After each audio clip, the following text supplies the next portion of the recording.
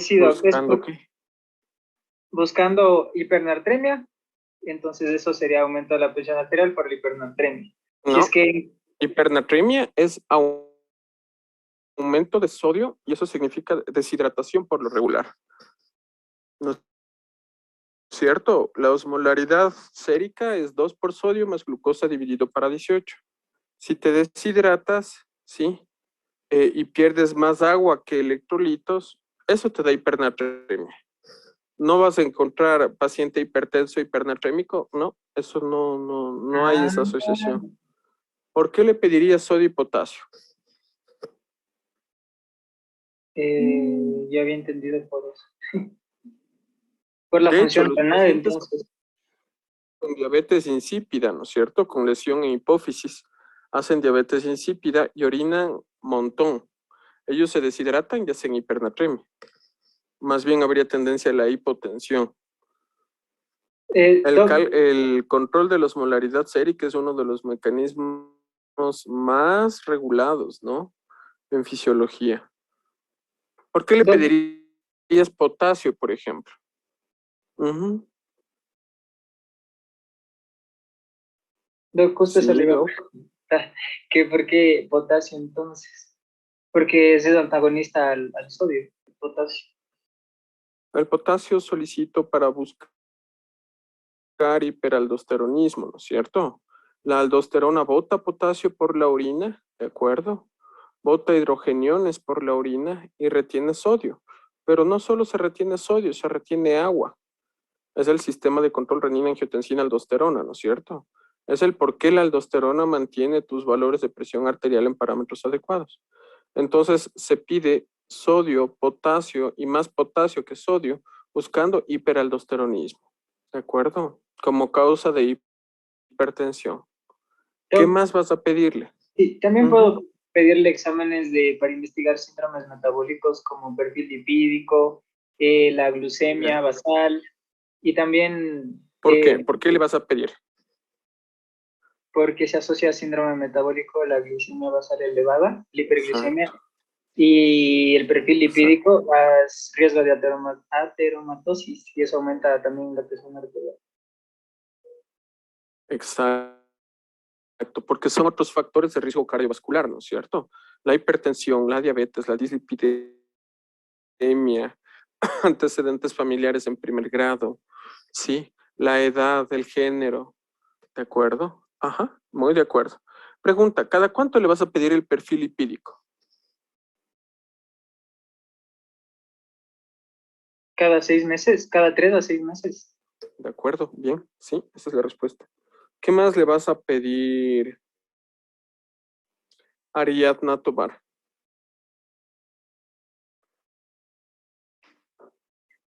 Aparte del análisis de laboratorio, le puedo pedir un monitoreo ambulatorio para controlar la presión arterial en las Pues no 24 le vas horas. a pedir ningún otro examencito de sangre, nada más. Aparte de la prueba de harina, la del colesterol, los electrolitos, Llamémosle perfil lipídico. Ajá. ya perfil empírico, los electrolitos que ya le pidió, Ajá. ¿Qué más? la glucosa que también ya le Creatinina le pidió, vas a pedir, ¿no es cierto? para Para ver si función hay renal, compromiso sí. de función renal. Ujú. ¿Qué más vas a pedir?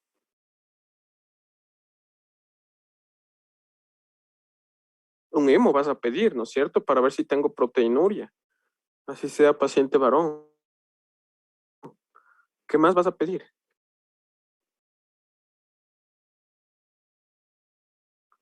¿Mm? Ya en eso ya no sabría qué más pedirle. ¿Verdad?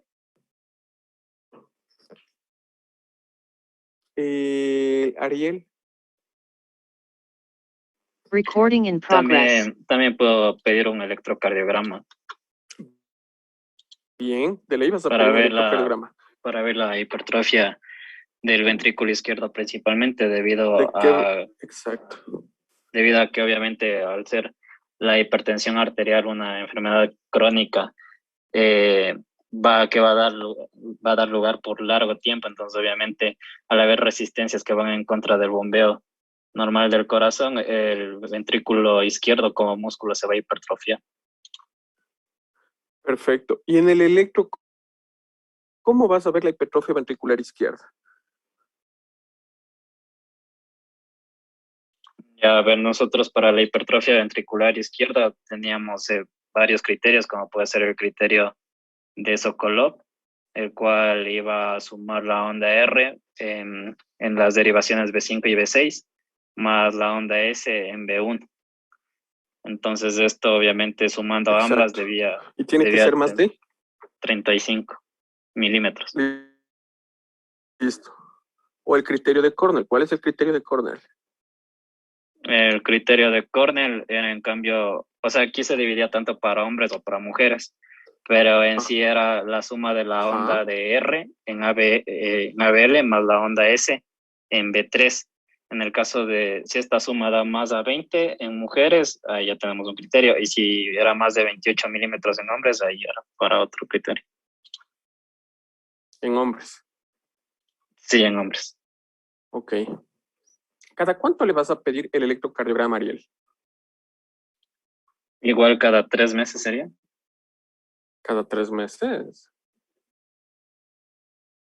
Imagínate un electro, bueno, no sé, creo que está a unos $60. Cada 3 meses le vas a pedir que gaste $60 en un electro. ¿Qué estás Entonces buscando una que vez al cambie en año 3 tal meses? vez. Exacto, es anual. Es anual. Bien. Doménica Yonfa, ¿qué más le pedirías, Doménica? Asumiendo que este paciente es recién diagnosticado de hipertensión. ¿Qué más le Sí, doc. pedirías? Para cuando eran recién diagnosticados se iba a pedir el mapa o el mapeo cardíaco para tener monitoreo ambulatorio. El mapa, ¿no es cierto? El mapa, ajá, el mapa O sea, cardíaco. mapa es, a ver, me perdí. ¿Por qué cardíaco? O sea, es monitoreo ambulatorio de la presión arterial. Ya, exacto. Ajá. Porque si hablas de cardíaco, una cosa es Holter de arritmias, sí, que es un registro electrocardiográfico de por lo menos 24 horas para buscar arritmias, y el mapa, que es un monitoreo ambulatorio de presión arterial, que mide presiones, ¿no? Son dos cosas diferentes. ¿De acuerdo? Sí, el mapa. Bien, Doménica. Le mandas a hacer el mapa. ¿Qué posibilidades o qué patrones puedes tener como resultado? O sea, a ver, íbamos a tener como... Se medía en como 3 cosas cuando se hace el mapeo, el mapa. El primero es el promedio en 24 horas para ver si es que era mayor o igual a 130 sistólico y mayor o igual a 80. Era ya uno de los como confirmatorios. El otro es el promedio en la mañana o sea, en el día. y esto tenía que ser mayor o igual a 135 en sistólico o mayor o igual a 85 en diastólico, y el promedio en la noche o en el sueño, que este era como decían en donde leí que era el más importante para diagnosticar si es que los pacientes que tienen esta hipertensión era DIPER o no DIPER, que era para ver el pronóstico de riesgo. ¿Y qué es un no diper? ¿Qué es un dip? A ver, ¿Qué es un diper extremo? el DIPER era, a ver, se le conocía también como hipertensión buena. Esto quería decir que normalmente la presión tiene que bajar en las noches, en el sueño. Y si estos pacientes presentaban esta baja de presión, tenía un mejor, a pesar de que tenía hipertensión, tenía un mejor pronóstico para tener menos complicaciones cardiovasculares, cerebrales y en riñón. Y el IP Pero, y el ¿cuánto tiene que bajar en la noche? era a 120, 70 aproximadamente. No, un porcentaje te dice, ¿no es cierto? Eso no me acuerdo. Luis o Jonathan Estrada, ¿cuál es el porcentaje que esperas de descenso de presión arterial en la noche? Sí, normalmente tiene que bajar el 15% de la presión arterial en la noche, y eso por eso hacemos una ligera hipotensión, de hecho no hipertensión. Y en cambio, cuando los pacientes son hipertensos, este porcentaje no va a descender.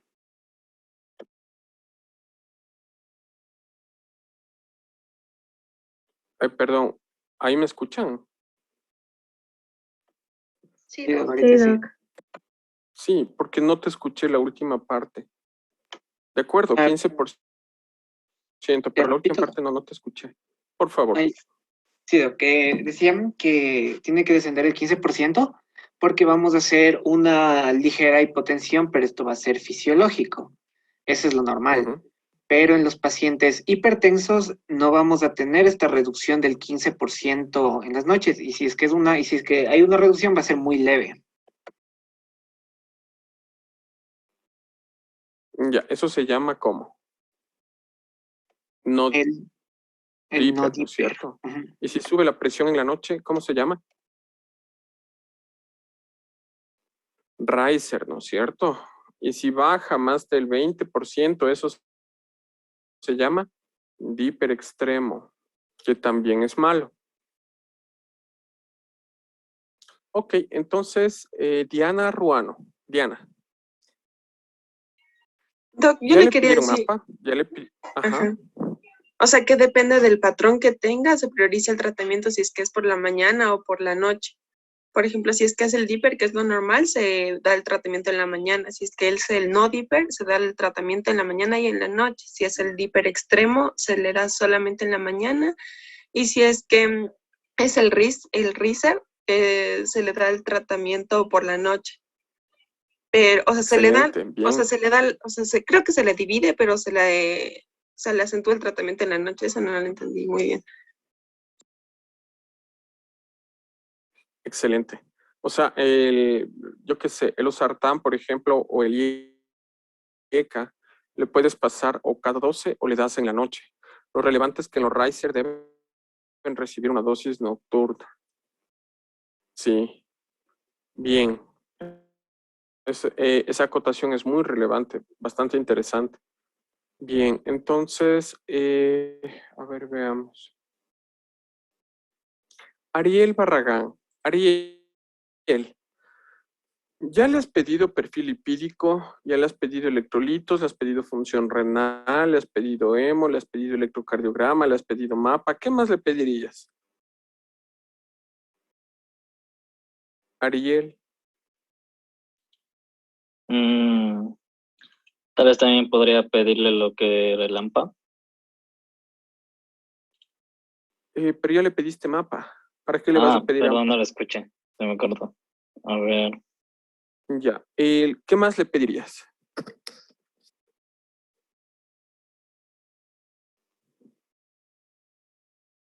Tal vez una plaquita de tórax, ¿te parece? Pero no sabría para qué la placa. Gianfranco, Sí, doc, tal vez un ecocardiograma y un fondo de ojo. ahí te escucho. Perdón, ¿me puedes Tal vez repetir? un ecocardiograma para ver los volúmenes y un fondo de ojo. Bien, excelente. El fondo de ojo, ¿por qué, Gianfranco? Porque la hipertensión podía causar, no sé si me acuerdo si era arteriosclerosis en la microvasculatura renal y y el ojo iba a ser un indicador. Entonces podría haber, y también había la retinopatía hipertensiva que podría quitar la vista a mi paciente. Bien, el fondo de ojo, sí, de acuerdo, está indicado de entrada. Y luego, ¿cada cuánto le vas a hacer? Cada año, doc. Anual, exacto. O incluso puede ser más, ¿no? ¿No? Dependiendo. Perfecto. ¿Qué más le pedirías, Carlos Arauz? Bueno, yo iba a decir sobre el fondo de ojo que sí se debería pedir porque ahí o sea, podemos ver que hay compromiso, por ejemplo, de la retina por lo general. Entonces vamos a poder observar ahí, por ejemplo, los signos de cruz arteriovenoso o tortuosidad de los vasos. Y bueno, yo creo que de pronto podríamos pedir la placa de RX porque podríamos observar también de pronto crecimiento ventricular o crecimiento del corazón. O, Ujú, ujú, exactamente. Bueno, eso es lo que ya van a solicitar. Ahora, vamos a ver algunos contextos y para ver ya un poquito lo interesante, ¿no? Terapéutica. Doménica, Doc, tenía una pregunta. ¿algo querías decirme? Sí, preguntarle que en esos pacientes se puede pedir un perfil hepático. ¿O en qué Perfil momento se hepático, hace? o sea, directamente perfil hepático, no. A menos que tengas diabetes o dislipidemia y pienses en algo que se llama NASH, non-alcoholic steatohepatitis, por ejemplo. ¿De acuerdo? O si está en tratamiento con estatinas, pues tienes que pedir perfil hepático, ¿no? Una cosa, bueno, no es el tema de la clase, pero ¿a qué denominas perfil hepático, Doménica? O sea, AST, ALT, bilirrubina Mira, indirecta. ¿por qué es la pregunta? Y esto es otro de los tips que me interesa que sepan. Una cosa son pruebas de función hepática y otra cosa son pruebas de citólisis. Pruebas de función hepática es tiempos de coagulación, fosfatasa alcalina, albúmina y bilirrubinas. Es lo que uno pide cuando piensa en cirrosis, por ejemplo, o en insuficiencia hepática. Las transaminasas, sí, se elevan en citólisis, en hepatitis, por ejemplo, pero no son pruebas de función hepática. ¿De acuerdo? Puedo tener un paciente cirrótico y las transaminasas están normales, son muy levemente elevadas. Y las transaminasas, como ustedes saben, no son exclusivas del hígado. También salen de daño muscular, ¿no? Entonces eso es relevante. ¿De acuerdo? No habría una razón directa para pedir pruebas de función hepática en un paciente hipertenso, ¿no? A menos que tengas alguna otra condición para solicitar. ¿De acuerdo? Ahora, comencemos. Adrián Fierro. Dayan Vinuesa, ¿querías comentarme algo? Sí, Doc, tengo una pregunta, porque yo había Ajá. leído en que aparte de todos los exámenes que ya dijeron mis compañeros que se le puede hacer, se podía hacer un hemograma, pero no Sí. entiendo por qué, o sea, no le vi la lógica al hacerle un hemograma así como de rutina para la hipertensión. No sé, Bien. explicar, por favor. Bien, buena pregunta. Algunas razones. La biometría, si tengo anemia normocítica normocrómica, esa se asocia a falla renal. O si tengo poliglobulia, esta poliglobulia, dentro de las causas, está el síndrome de apnea obstructiva del sueño. El síndrome de apnea obstructiva del sueño, acuérdate que es una de las causas de hipertensión secundaria. e induce hipertensión pulmonar. Y esta hipertensión pulmonar induce poliglobulia. ¿De acuerdo? Esa es la razón de pedir la biometría. Ujú. Muchas gracias, Doc. Ok. Alejandro Carvajal.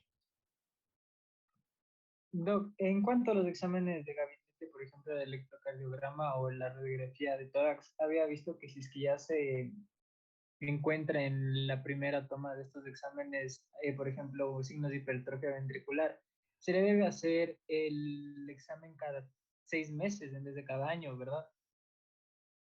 Sí.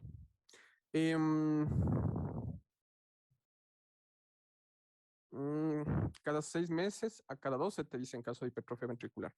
Ahora, si encuentras, por ejemplo, hipertrofia ventricular o algún otro hallazgo en el electrocardiograma, deberías pensar en la posibilidad de un ecocardiograma, ¿de acuerdo? Que es más sensible para detectar hipertrofia ventricular izquierda y obviamente es el gol estándar para insuficiencia cardíaca, ¿no? Ujú. Adrián. Doc, también se le podría pedir, o sea, la glucemia en ayunas, o sea, en caso de sospechar, por ejemplo, de, bueno, de diabetes o de síndrome de Cushing también. Glucosa, de acuerdo. ¿Y cómo diagnosticas diabetes, Adrián? O sea, ahí se utiliza la hemoglobina glucosilada. Hemoglobina glicosilada, la glucosa basal y la postprandial, ¿no es cierto? Ok, vamos al siguiente punto.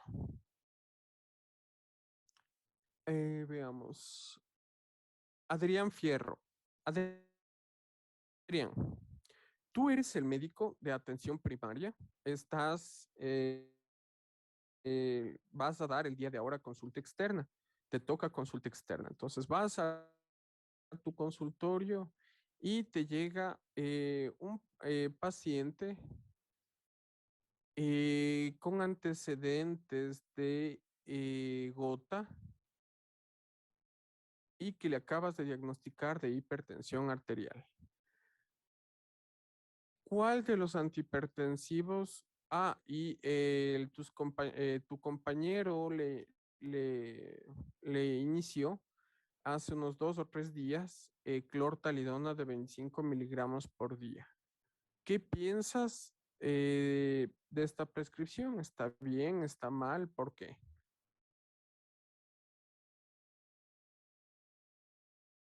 Eh, a ver, está mala la indicación porque está justo contraindicada los diuréticos tiazídicos en gota.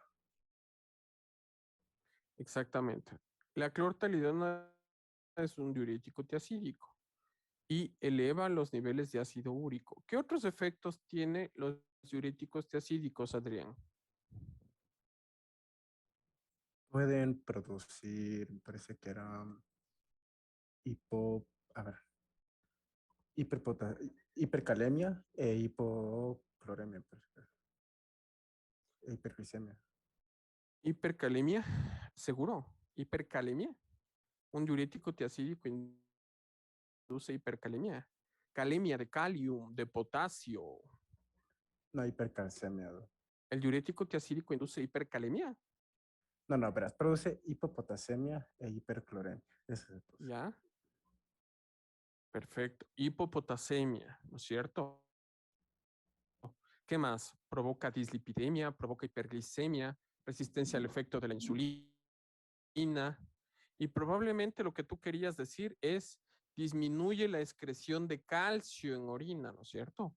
Entonces, si tengo un paciente que tiene hipercalciuria y forma múltiples cálculos a lo largo de su vida, ¿qué antihipertensivo le daría? Adrián. No sé decir. ¿Mm? Me acabas de decir, ¿no es cierto? Sí. Los diuréticos tiazídicos disminuyen la excreción de calcio. Por ende, si es un paciente que tiene hipercalciuria, le voy a dar un diurético tiazídico, ¿no es cierto? Para disminuir la formación de cálculos a nivel renal. ¿De acuerdo? Ese es otro de los usos de los diuréticos tiacídicos. ¿De acuerdo? ¿Hasta qué? Bueno, se da hasta un clearance de 30 mililitros minuto, ¿de acuerdo? Los diuréticos tiacídicos principalmente usados es la clortalidona y la hidroclorotiazida. Clortalidona tiene un efecto antihipertensivo mucho más alto que la hidroclorotiazida, chicos. ¿De acuerdo? Eso también es relevante. ¿Sí? Vamos a ver. Carlos Arauz. Doctor, tengo una pregunta.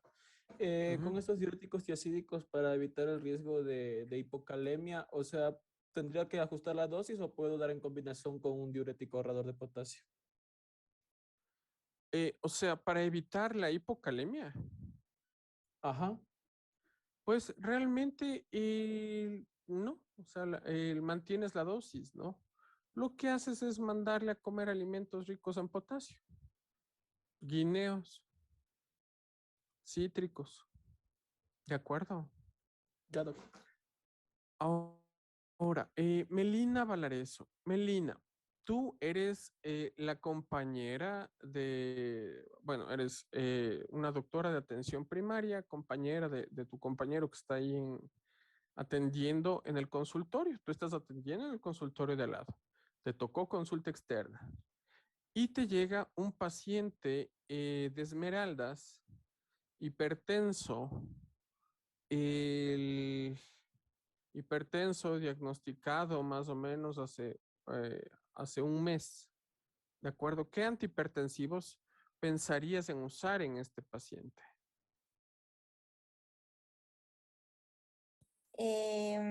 Sería, no sé, un YECA. Ah, ¿te parece que sería el de primera elección, el IEK? En un paciente de Esmeraldas. Diurética. Sí, ¿Revisaste terapéutica, Melina, para sí, pero esta no. clase? Sí, sí, pero Listo. Ya, te voy a cambiar la pregunta. No es un paciente de Esmeraldas, es un paciente afro. ¿Cuál serían los antihipertensivos de elección en este paciente? y ahí sí, sería un podría ser los diuréticos tiacídicos o los calcio antagonista. Bien.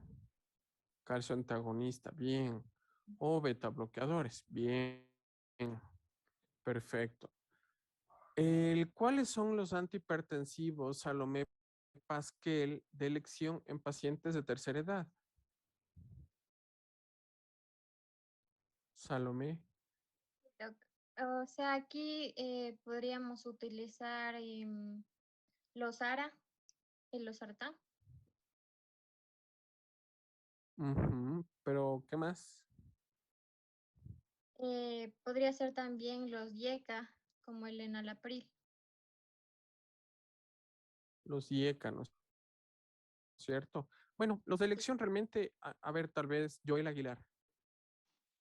Sí, los ya que los DARA se podía dar porque son nefrocardioprotectores, pero por ejemplo para las personas de tercera edad estaba indicado los calcio antagonistas. Excelente, esa es la respuesta. Calcio antagonistas. Perfecto, calcio antagonistas. Bien. Valerie Lozano. ¿Qué piensas del uso de de beta bloqueadores como antihipertensivos de primera línea?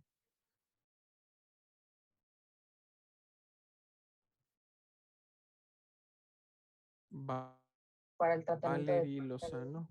¿Me escucha? Ahí te escucho, dime. Ya que los tratamientos, Ujú, los beta te bloqueantes escucho. como el atenolol no son los tratamientos de primera elección, sino que solamente en el tratamiento de la hipertensión arterial esencial, o si es que los pacientes contraindicación para utilizarlos de primera línea. Perfecto, bien. Esa acotación está súper bien. Solo en pacientes jóvenes está indicado dar beta bloqueador de entrada, ¿no? Sí, pero en general los beta bloqueadores no son antihipertensivos de primera línea. Ariel. también que, por ejemplo, los beta bloqueantes usábamos como antihipertensivos en pacientes con migraña o hipertensión portal. Excelente, excelente. Sí, resulta que el uso de ciertos beta bloqueadores como el propanolol, ¿de acuerdo? No son cardioselectivos, inducen a bajar la presión. Se pueden usar en pacientes que tienen migraña, sí, sí, varios episodios de migraña a la semana. O también se usa en hipertensión portal, porque la hipertensión portal induce varices esofágicas y los beta bloqueadores bajan esta presión portal y disminuyen el riesgo de ruptura de varices esofágicas. Exactamente. Bien. Y Dani García. Dani, tú estás chequeando al señor José de 65 años que le diagnosticaste de hipertensión arterial hace un mes y le habías iniciado en Alapril. En Alapril 20 miligramos por día, pero te topas en un nuevo examen que le hiciste al mes después de haber iniciado con potasios de 5.8 y una creatinina que ha subido a 1.8. ¿Qué harías? ¿En qué piensas?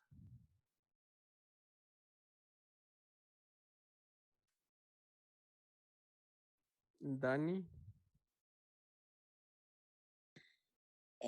Ahorita me dice Dani, profe, que está tratando de prender su micro, pero no le sirve. Ya. Entonces, Denis Medrano. Denis. Sí, o sea, usted dijo que qué pasaría en el paciente que con lo que dijo que le di a enalapril, ¿no es cierto? ¿No? Le iniciaste IECA a un paciente de 65 años diagnosticado de hipertensión hace un mes. Y esta vez te llega con un nuevo resultado de potasio que subió a 5.8 y una creatinina que subió a 1.8. ¿Qué piensas? ¿Qué harías?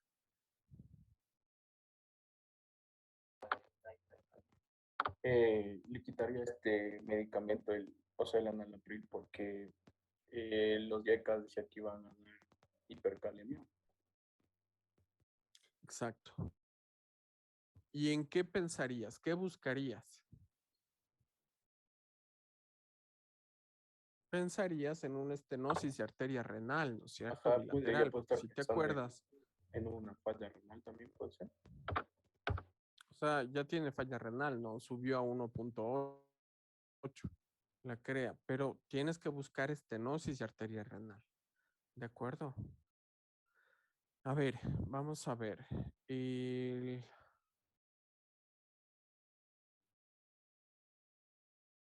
Jocelyn Ibarra. Jocelyn, ¿qué sabes de los IECAS?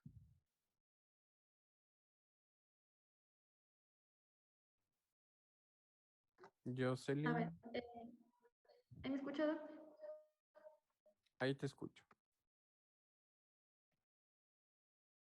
Bueno, lo que podría decir es que son inhibidores de la enzima de la angiotensina. O sea, ¿qué le dio contraindicaciones? Perfecto. ¿Cuáles son las contraindicaciones?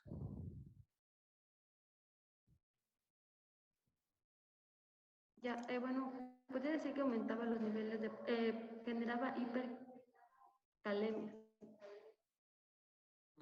¿Qué más? fatiga, pérdida de mareos, dolores de cabeza. Y esos son los efectos adversos. ¿En quién no vas a dar IECA? Perdón, Doc. ¿En qué pacientes no vas a dar IECA? Podría ser en personas ancianas que tengan problemas, por ejemplo, no sé si diabéticos o con insuficiencia En los renal. diabéticos no les vas a dar IECA. Es que lo mejor no sería darles calcio antagonistas. O también en mujeres embarazadas, los IECA no. ¿Segura de eso, Jocelyn? Bueno, o sea, te comento. En los pacientes diabéticos, el antihipertensivo de elección son los IECA o ARA2, porque son nefroprotectores. Tus compañeros ya comentaron eso. Sí, cierto. Perdón. Al bloquear la Entonces, síntesis de angiotensina tipo 2, disminuye la presión intraglomerular y evita la hiperfiltración. ¿De acuerdo? En los pacientes diabéticos, los de elección son los IECA o ARA2. Sí, chicos, los de elección son IECA o ARA2. Las contraindicaciones que te pregunté, la respuesta era edema angioneurótico, estenosis de arteria renal bilateral, ¿sí? O estenosis de arteria renal unilateral en paciente monorrenal. Esa era la respuesta. Bueno. Doc. Camila. Carlos, También ¿querías decía que, preguntarme no algo? sé si Ajá. sí, creo que también decía que estaba contraindicado en el embarazo. Sí, señor. Está contraindicado en el embarazo porque provoca retardo de crecimiento intrauterino. Exactamente. Exactamente. Joel Estrada. Doc, una Joel. pregunta. Sí, ¿me escucha? Ajá. Claro. Te escucho. Sí. También en los pacientes mayores de 60 años, ¿no se le considera dar ácido acetilsalicílico como primera elección? Me perdí. En los pacientes mayores de 65 años, Ajá. ¿por qué les voy a dar aspirina? No, o sea, por eso la pregunta. Ácido acetilsalicílico es aspirina, ¿no es cierto? Ajá. ¿Para qué le voy a dar aspirina? O sea, son bloqueadores de la COX. No, no creo que no tendría utilidad. No, a ver. La aspirina tiene indicaciones específicas. En pacientes, por ejemplo, con patología vascular periférica, como placas ateromatosas, en los diabéticos con evidencia de patología vascular periférica, le voy a dar aspirina, ¿no es cierto? O pacientes que ya se han infartado, le voy a dar aspirina. O en pacientes que han hecho stroke, o sea, evento cerebrovascular isquémico, le doy aspirina, ¿de acuerdo? Pero así nomás un paciente con 65 años, ¿por qué le voy a dar aspirina? No tiene mayor sentido, ¿no es cierto? No tiene mayor sentido. Hay indicaciones específicas. El dar aspirina sin ninguna razón aumenta el riesgo de sangrado, ¿no? Acuérdense que la aspirina es un antiagregante plaquetario, ¿sí? A dosis bajas de 100 miligramos o menos es antiagregante. A dosis altas es analgésico. ¿De acuerdo? Vale. Entonces, bueno, a propósito de esto, cuéntame, Jonathan. Sí, con respecto a la aspirina, habían indicaciones específicas, como bien lo mencionó. Esto se da en pacientes hipertensos que tengan una edad igual o mayor a 50 años, con cifras de presión arterial menores a 150/90, y tienen que cumplir 3 criterios adicionales. Tiene que haber una lesión de órgano diana, tiene que estar asociada a diabetes, o también tiene que tener un riesgo coronario a 10 años, mayor al 15%. Exacto. Y pasemos, veamos.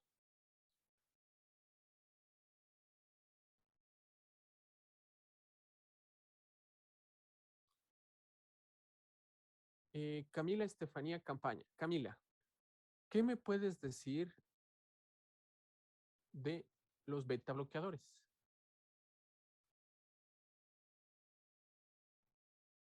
Camila. Ya, o sea, decía que los beta bloqueadores primero, estos no se usan como primera elección ya que tienen más efectos secundarios y son menos eficaces que los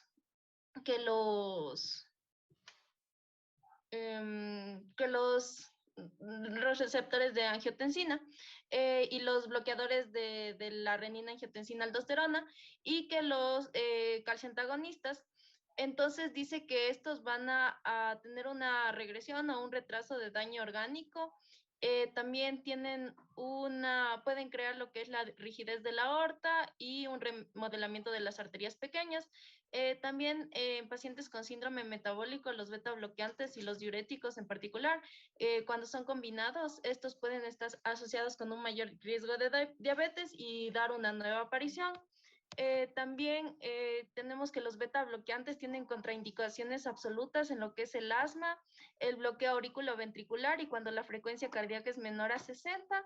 En contraindicaciones relativas tenemos que no se da cuando tiene síndrome metabólico, intolerancia a la glucosa o en pacientes que son activos.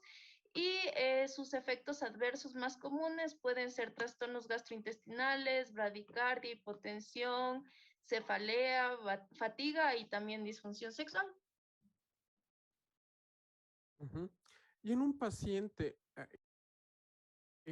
hay algo a tomar en cuenta, ¿no, chicos? Los beta bloqueadores, junto con los IECA o ARA2, son los fármacos que han demostrado mejoría en la mortalidad, en la supervivencia en pacientes que se han infartado, ¿sí? En cardiopatía isquémica o en pacientes con insuficiencia cardíaca con fracción de eyección disminuida.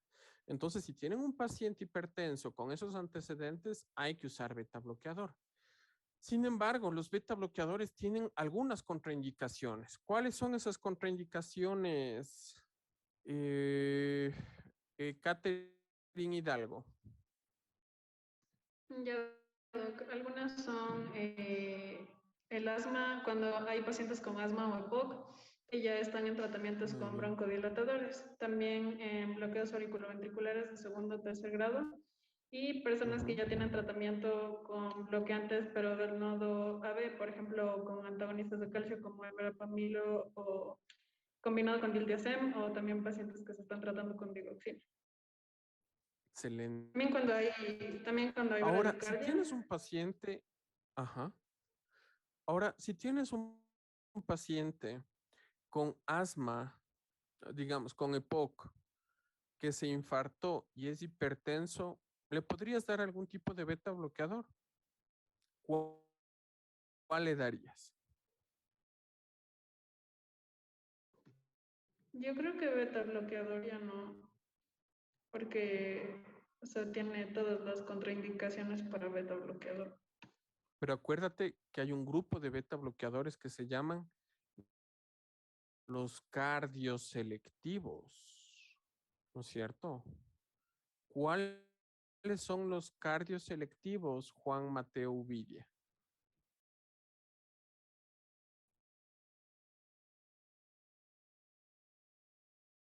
Ajá. Ajá.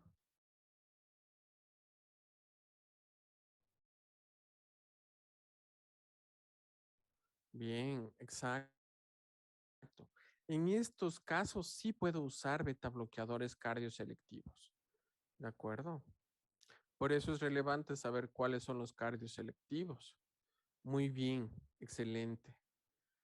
¿Qué piensas o qué has encontrado acerca de los antagonistas de receptores de mineralocorticoides, digamos la espironolactona, como antihipertensivos, Alejandro Carvajal?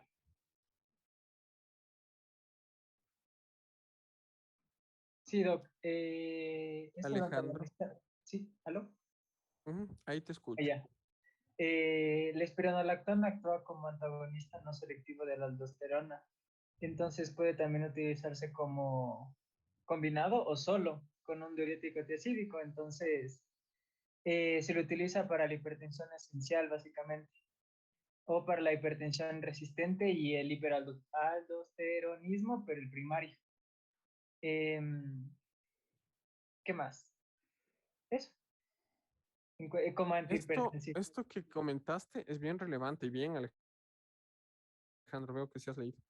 Hay un estudio que se llama Pathway en los pacientes con hipertensión resistente, darles espironolactona de 25 o 50 miligramos por día resulta que ayuda a controlar la presión arterial en hipertensos resistentes.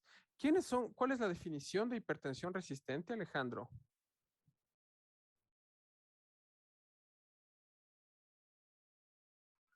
Era la hipertensión que no se controlaba con 5 o más medicamentos antihipertensivos y un diurético acídico. ¿Con 5?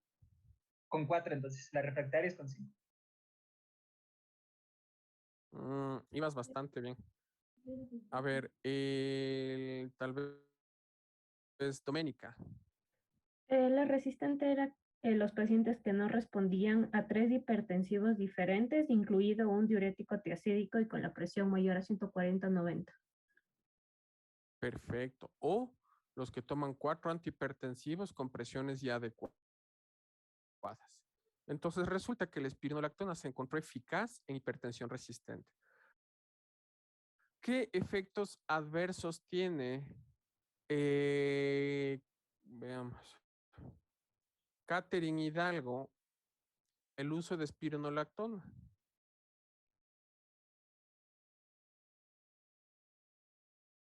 A ver, ¿sí me escucha, Ido? Sí, ahí te escucho, Catherine. Ya, puede ser tal vez la ginecomastia, puede haber impotencia sexual, disminución del líbido, erupciones de la piel, pueden haber discresias sanguíneas.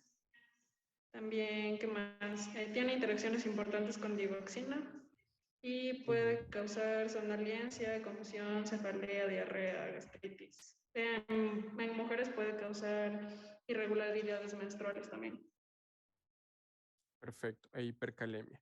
Bien, lo que comentó Catherine es bien importante porque en pacientes cirróticos, chicos, el diurético de elección es la espironolactona. El pero es de que los cirróticos como tal ya tienen aumento de riesgo de ginecomastia. Más la espironolactona, el riesgo de ginecomastia aumenta.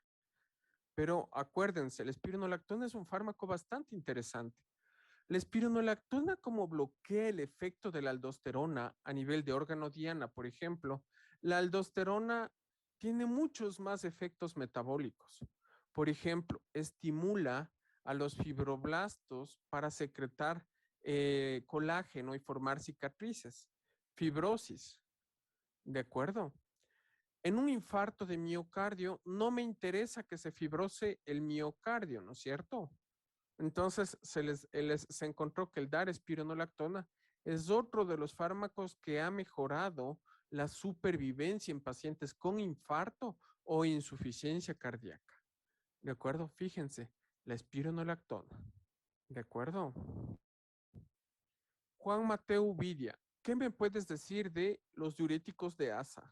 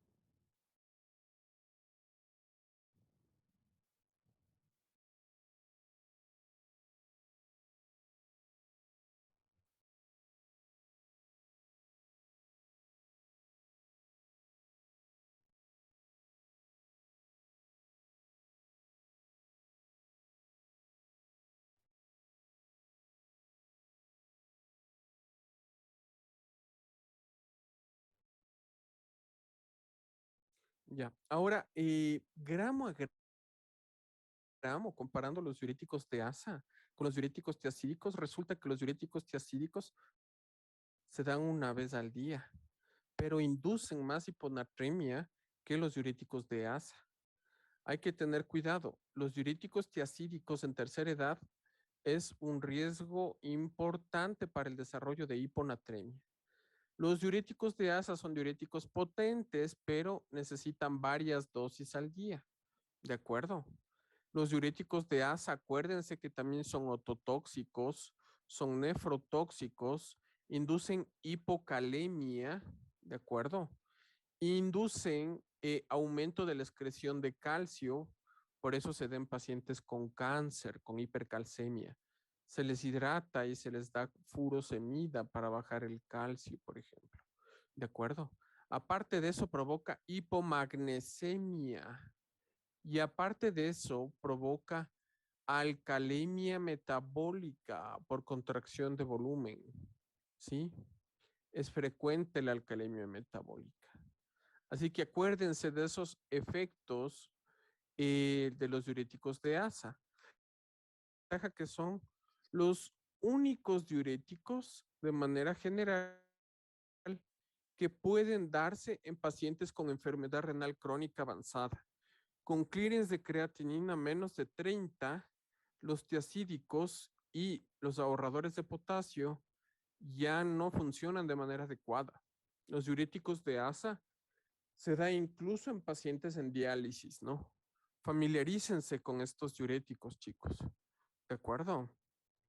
Y vamos a ver. Catherine, dame un nombre de un compañero tuyo o compañera. Joel Aguilar. Joel.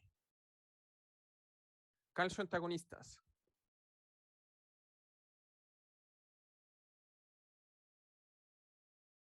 Joel.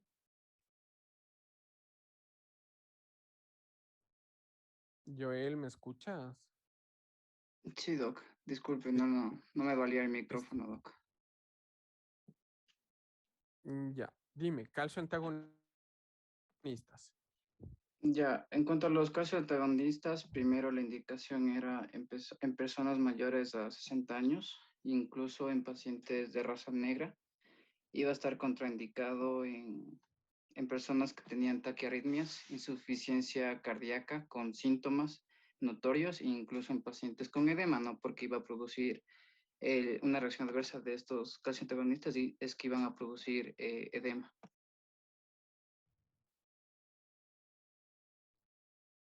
El edema en extremidades inferiores, sí, tienes razón. ¿Cuáles son los calcio antagonistas dihidropiridínicos y no dihidropiridínicos? Ya, los dihidropiridínicos son el nifedipino.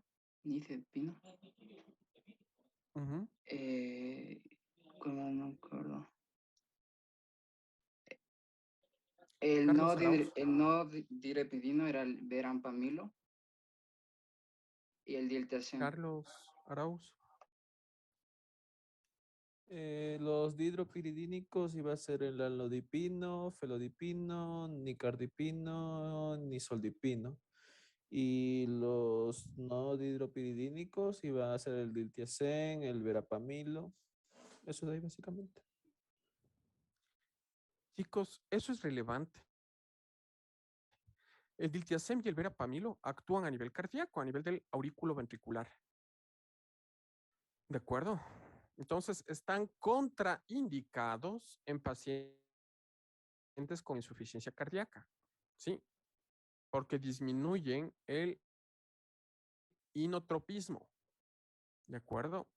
Entonces, acuérdense de los calcio antagonistas. El Carlos Arauz, dame un nombre de algún compañero tuyo.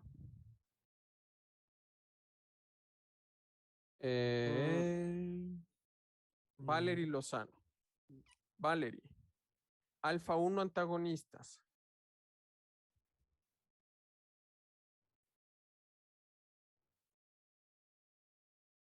Valerie. ¿Ahí me he escuchado? Ahí te escucho. Ya, Chévere, entonces a las 5, por estos de favor. aquí, por ejemplo, pueden ser la mirtazapina o la prozina. Entonces, Me dijiste la doxazosina o terazosina, ¿no? no, la mirtazapina. ¿Cuál es la dosis?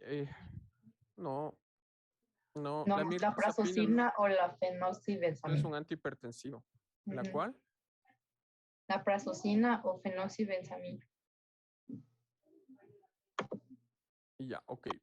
Prazosina, de acuerdo. Doxazosina también. Mirtazapina es medicación psiquiátrica. De acuerdo. ¿Y cómo actúan, Valerie?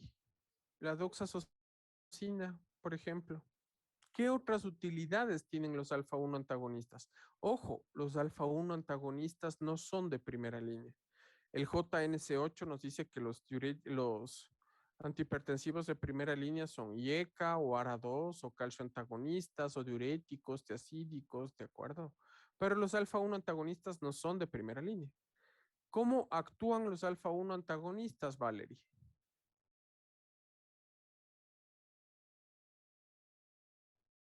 Valerie. Estos van a estar, o sea, van a actuar sobre los receptores alfa-1 que se van a localizar predominantemente en la neurona postsináptica de la célula, o sea, en la célula muscular lisa vascular. Entonces aquí va a inducir, va a mediar la acción vasoconstrictora de la noradrenalina.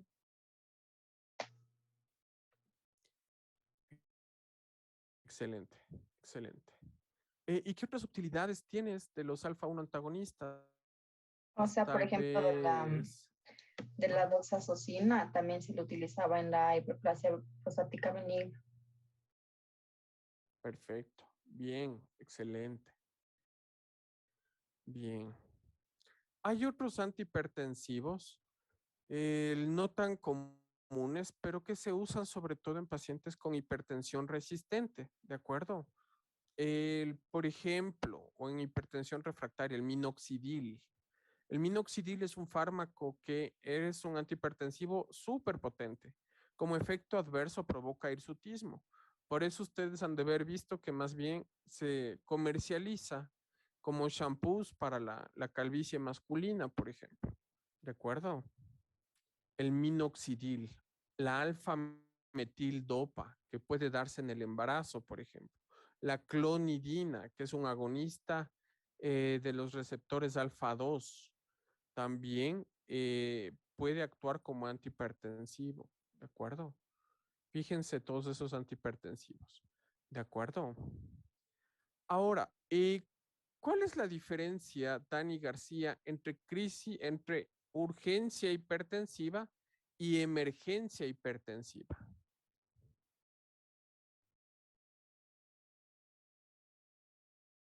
Dani, ya, ok. Lo del micrófono.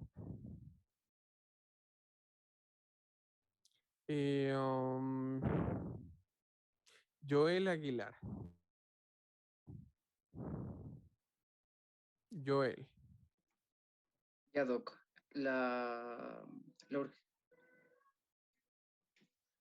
En la urgencia hipertensiva, nuestro paciente no va a tener una lesión de órgano diana, mientras que en la emergencia sí. ¿Podría ser una diferencia? Sí, señor. En la urgencia no hay afectación de órganos diana. ¿Y cuáles son los órganos diana que pueden afectarse en una crisis hipertensiva? Ya, Doc. El cerebro, los ojos, el riñón. Eso es, Doc. ¿Qué más? Puedes tener edema agudo de pulmón por insuficiencia cardíaca aguda. Puedes tener un infarto agudo de miocardio. ¿De acuerdo? Puedes tener disección aórtica. ¿De acuerdo? Pregunta, vamos a ver, Jocelyn Ibarra. Jocelyn, tú eres la médica de atención primaria y te llega un paciente de 45 años, antecedentes de hipertensión arterial, que no ha estado tomando los antihipertensivos porque no ha tenido dinero. Te llega con presión de 200/100. A tu examen físico no encuentras nada, ningún hallazgo patológico. ¿Qué harías? ¿Es una urgencia o es una emergencia? A ver, doc, me dijo que no se había tomado la medicación, ¿verdad? Ujú. Ya, para mí es una urgencia, porque no creo que esté ningún órgano afectado. No, no, perdón, no se tomó. Entonces, puedo estar yendo en una emergencia hipertensiva porque ya va a ser, debería ver el tiempo en el que no se tomó o sea, el tiempo que no se ha tomado la medicación, si es semanas, si es meses, y hacerle un buen examen, a ver el paciente cómo está y cómo llega a mi consulta. Porque si estuviera con valores, qué sé yo, una diastólica sobre 220 y 110 en sistólica 220 y diastólica un 110, o sea, yo sí le daría la medicación, porque lo que yo leí era que si es que estábamos en una crisis hipertensiva, que era el cuadro agudo de un paciente que no tenía afectación de órgano diana, se le podía dar el captopril o un nitrato, que creo que es el dinitrato de isosorbide. Pero aquí tendría que ver al paciente si es que en qué tiempo no se ha tomado su medicación y cómo está hemodinámicamente. ¿Le mandarías al hospital a emergencias o no? O sea, si está consciente, orientado, no está sudoroso, ni con palpitaciones, yo creo que no. Yo le trataría ese rato y después referiría, podría ser, para que siga con su medicación, porque imagino que el médico cardiólogo ya debe cambiarle la medicación a otra o a dosis más altas si es que no se ha estado tomando la medicación. O sea, tú La sí le revisaría mandarías a todo. emergencias. Es ¿Sí? que está sudoroso, con palpitaciones, o sea, ¿llegó mal el paciente o por qué fue a la consulta? No, pero está con esas cifras de presión. No, o sea, yo digo eso, yo le trataría como una crisis hipertensiva y después referiría a su cardiólogo.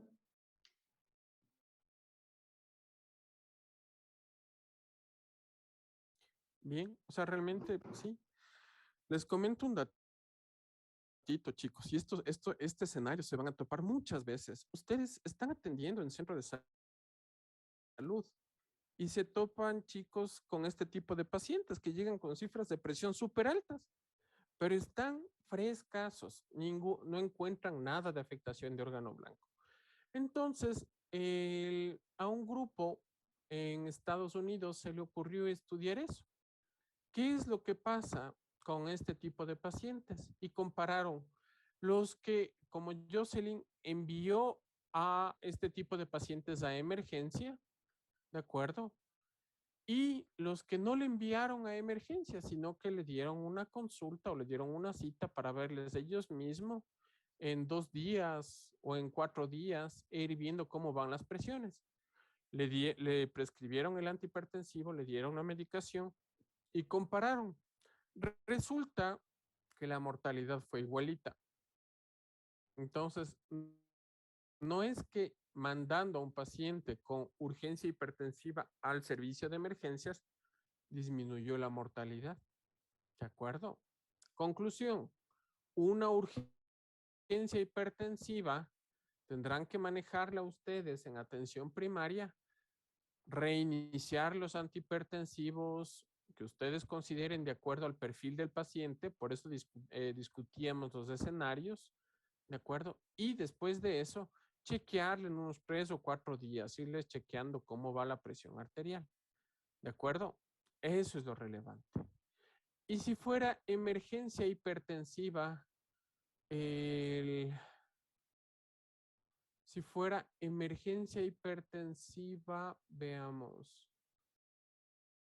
Denis Medrano, ¿qué harías? ¿A qué le denominas emergencia hipertensiva?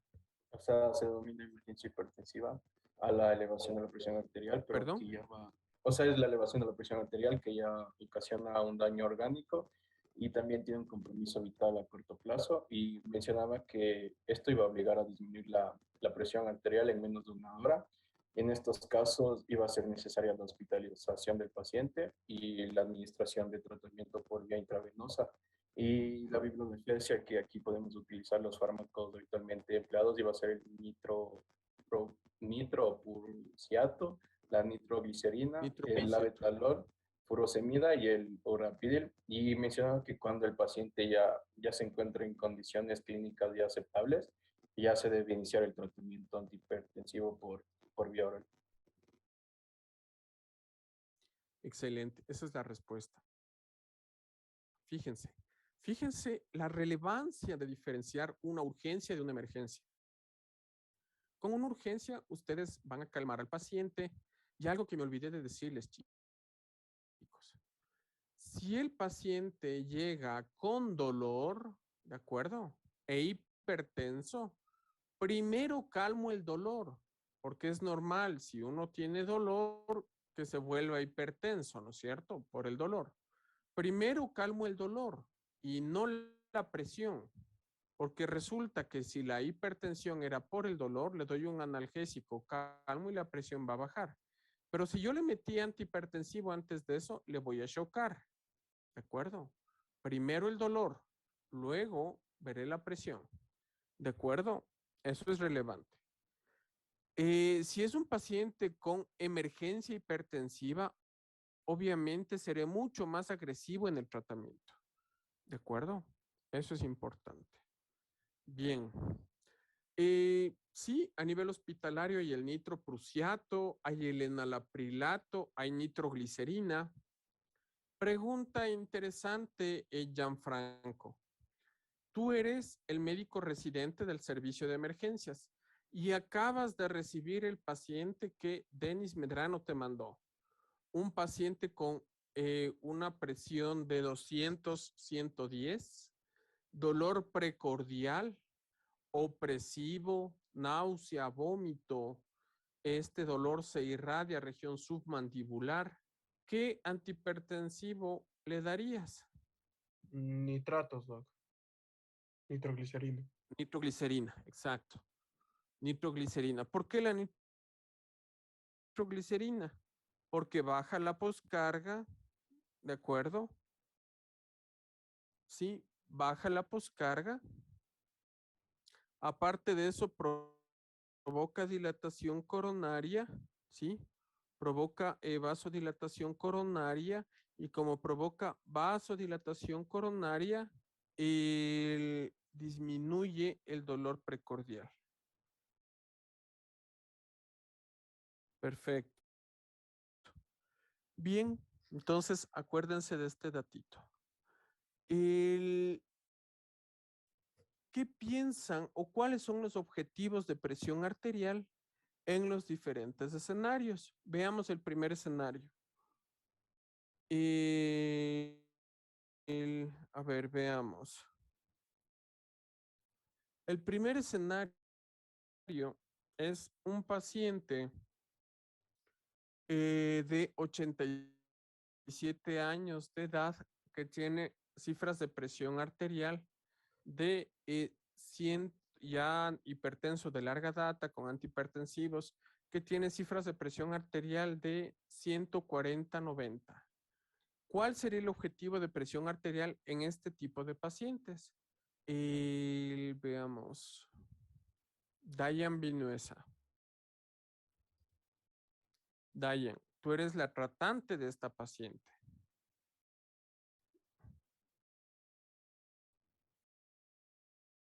Dayan.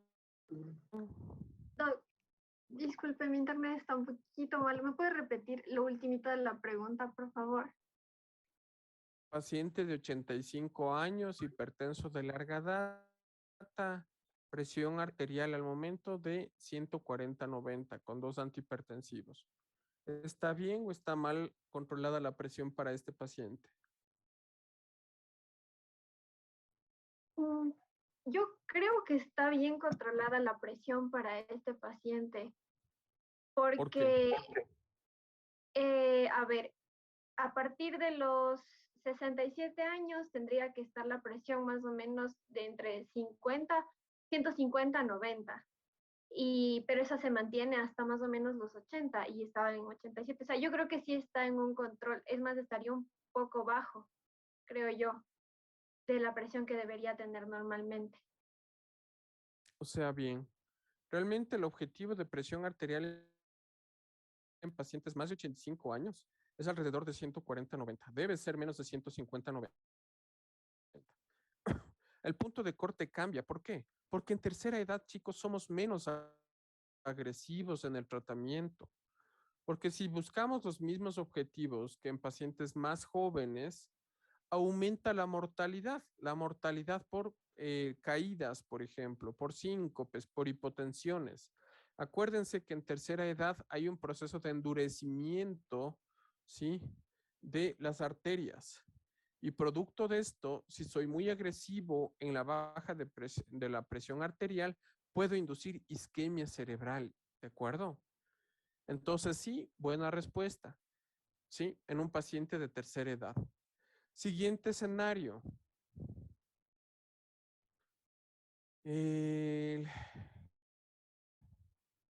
Ariel Barragán. Ariel, un paciente diabético hipertenso con proteinuria más de 1 gramo. ¿Cuál es el objetivo de presión arterial?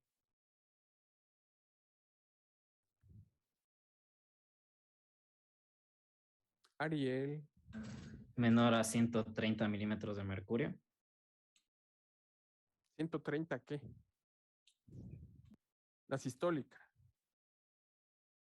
¿Y la diastólica? Menor a 80. Sí, menos de 130, 80, exacto, es la respuesta. Exacto. Bien. Bien. Bien. Y Adrián Fierro. Adrián, tú eres el médico residente del servicio de emergencias y te llega un paciente con un dolor precordial, tipo lancinante que se irradia en hemitórax izquierdo, se irradia a espacio interescapular y llega hasta la espalda baja. Está con una presión de 150/90. ¿Cuál sería tu objetivo de presión arterial y qué antihipertensivo usarías en este paciente?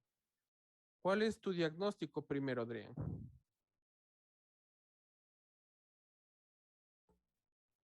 Adrián. Quizá un infarto, doc, pero no sabría decir. ¿Cuál es tu diagnóstico? Un infarto, doc. ¿Cómo? Un infarto, doc. ¿Un infarto se irradia la espalda baja? No, parece que no estoy muy seguro. ¿Alguien?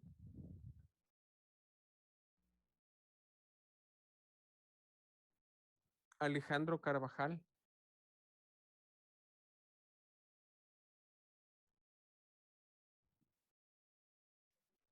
Podría ser.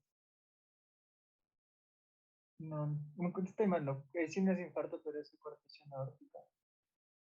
Carlos Arauz. Puede ser un edema de pulmón. Con irradiación a la espalda baja. Dolor lancinante. Medio difícil. Es una disección de aorta. Se está disecando.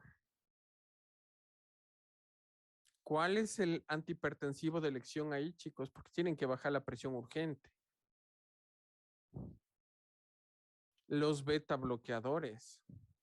¿Cuál es el objetivo de presión arterial? Alrededor de 160. Menos de 120/80. ¿De acuerdo? Esta es una emergencia, es una disección de aorta. Sí, se está disecando. Si se rompe, topes. ¿De acuerdo? Hay que usar beta bloqueadores y bajar esa presión arterial. ¿De acuerdo? Ya.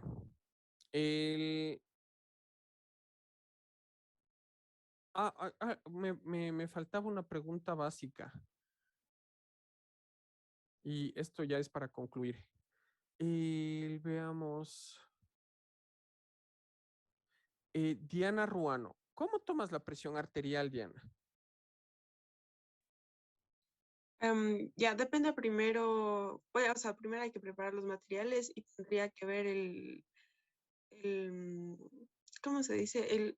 Ay, me olvida, el que se enrolla en el brazo, no es el manguito, sino que ahí es el brazalete, tenga la medida de la persona, si es que vamos a tomar a un niño o si es que vamos a tomar a una persona obesa. Dependiendo de eso, entonces le tomamos. Después le preguntamos al paciente si es que ha tomado café, si es que ha tomado alguna bebida azucarada como Coca-Cola, si es que ha fumado en los últimos 30 minutos.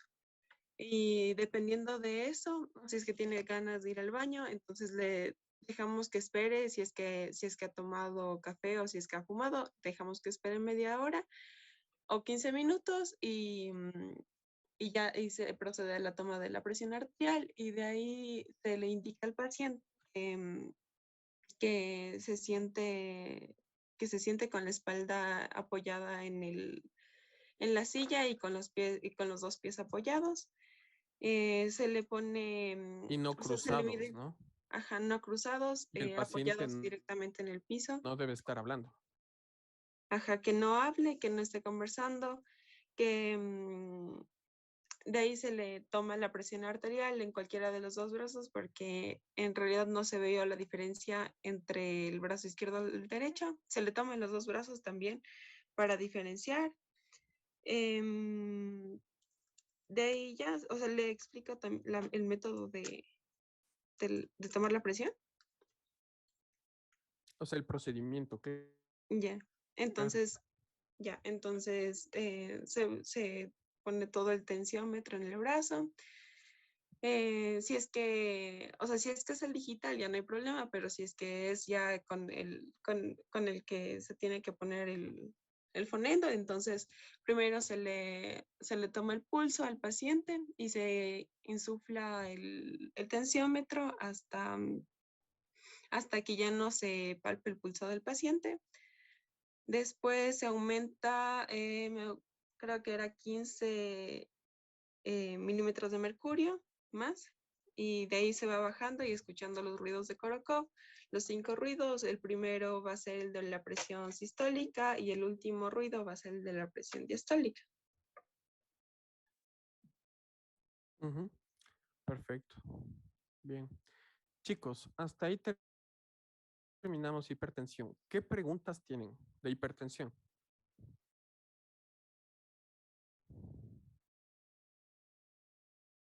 ¿Les quedó claro? No tienen ninguna pregunta. Alejandro. Doc, hay un fenómeno que no me acuerdo el nombre este rato, pero es parecido al fenómeno de Dipper, pero se da esporádicamente en cualquier parte, en cualquier hora del día, que no me acuerdo cómo se llama, pero era, era de importancia clínica ese fenómeno, que no me acuerdo cómo se llamaba. Pero fenómeno, descríbeme un poco. Que es, o sea, es en pacientes hipertensos que baja que tienen un descenso de la tensión arterial brusca y luego regresa a en cualquier parte del día.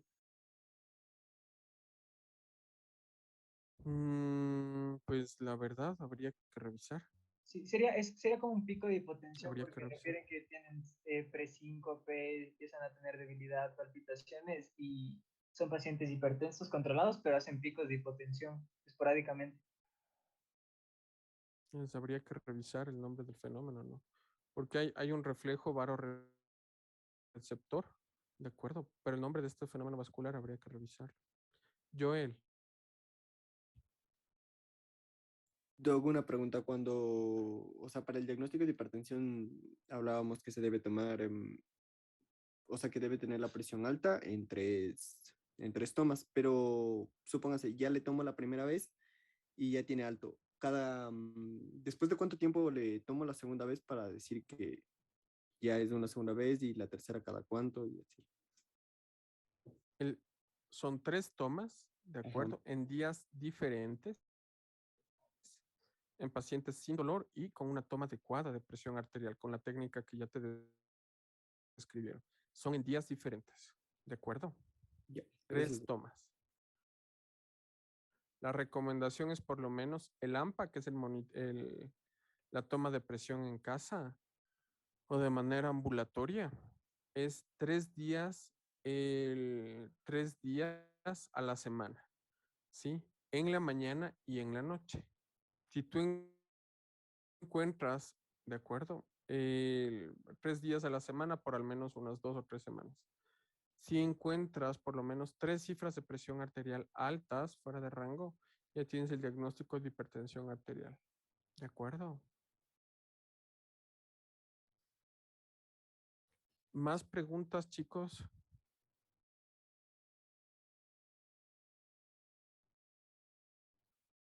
Listo. Quedemos hasta ahí entonces. El siguiente tema, insuficiencia cardíaca. ¿De acuerdo? Eso lo presentan y vamos a discutirlo. ¿De acuerdo?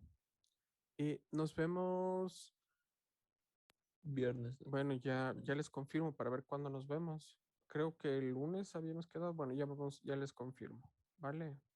Para Ya, ver. doc. Porque no podían mañana, me dijeron, ¿no es cierto? Porque estaba planificado para mañana. Ya les confirmo. Listo, chicos, cuídense. Una buena tarde. Hasta luego. Chao, chicos.